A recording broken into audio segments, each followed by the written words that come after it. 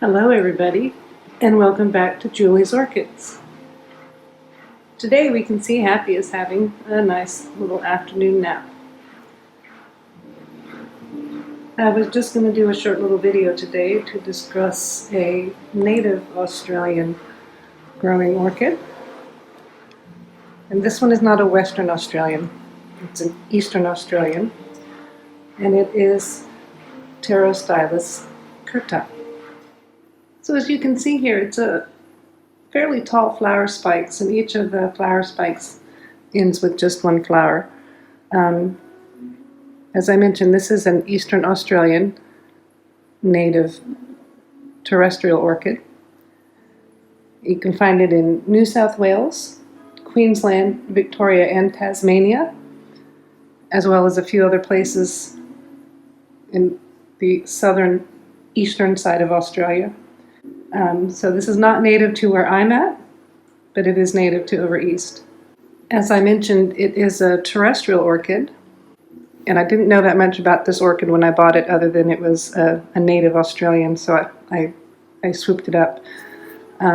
These are very hard to come by, and Kings Park Nursery, the local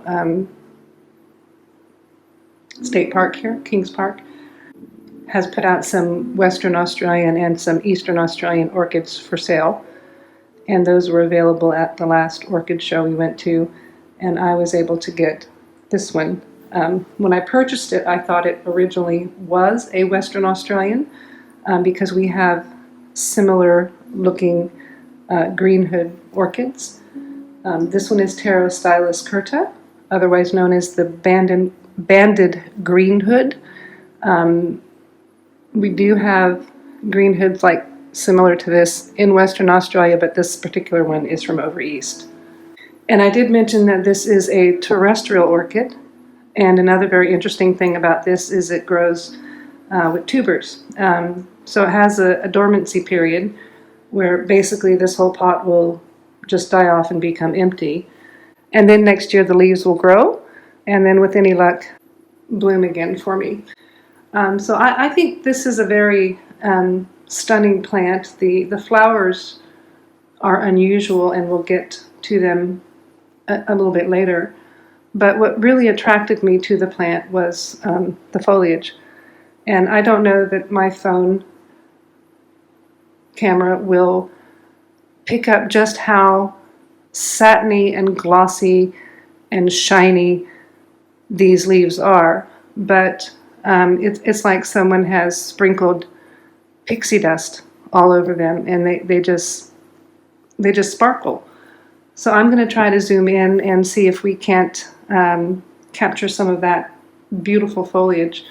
Whereas from right here, right now, the foliage, maybe you can see a little bit of the sparkling. It just looks like basically a bunch of baby spinach.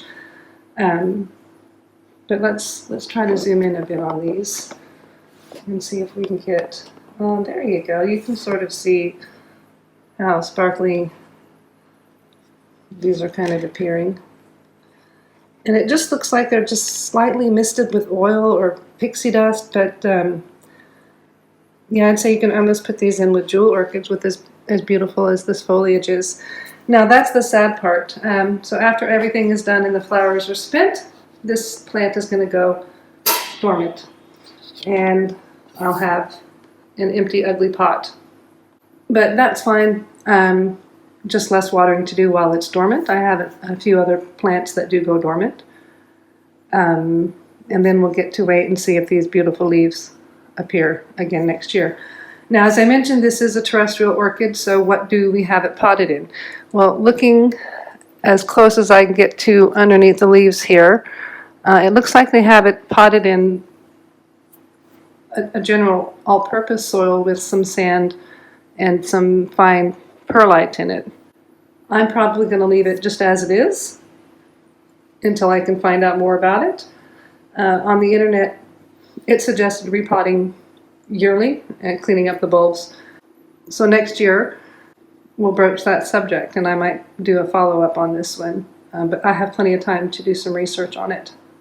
So what is the habitat of this thing? Obviously it's a terrestrial, so it's going to grow on the ground in the heathy, shrubby, I can't really call it boggy, but moist sort of areas, which is why I have it sitting in a very little tiny bit of water just to help keep the humidity and everything going, because these would be, if they're similar to the ones in Western Australia, they would grow lower on the hills, sort of where there's water drainage that would come down the hill and sort of where the ground is always a bit soggy in those areas, or at least through the winter, fall, winter, and spring, the ground is always sort of soggy.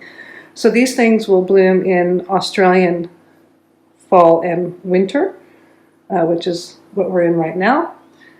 Pretty little plant. So let's have a look at these flowers, because the flowers on the banded green hood really look quite different too, and same way with a lot of Australian, Eastern and Western Australian orchids, look a lot different than one would expect an orchid to look like. Let's see if we can get this to zoom in a bit.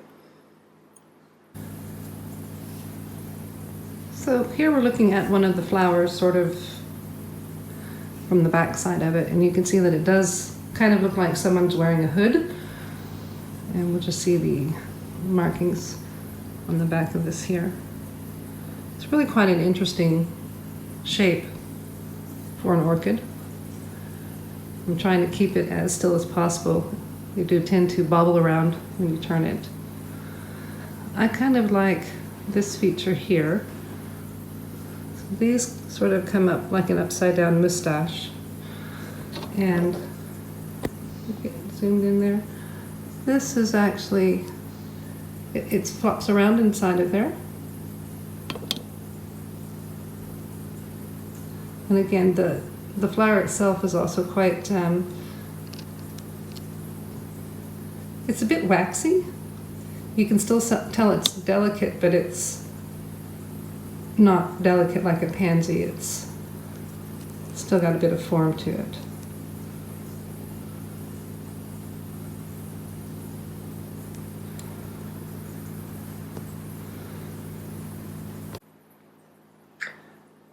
Well, there you have it, Pterostylis curta, an Eastern Australian native terrestrial orchid. Thank you for watching the video today. If you learned a little bit of something about Australian orchids or thought it was quite interesting, please do give me a thumbs up. A subscribe would be nice. Thank you again for watching, and everyone have a happy, wonderful day.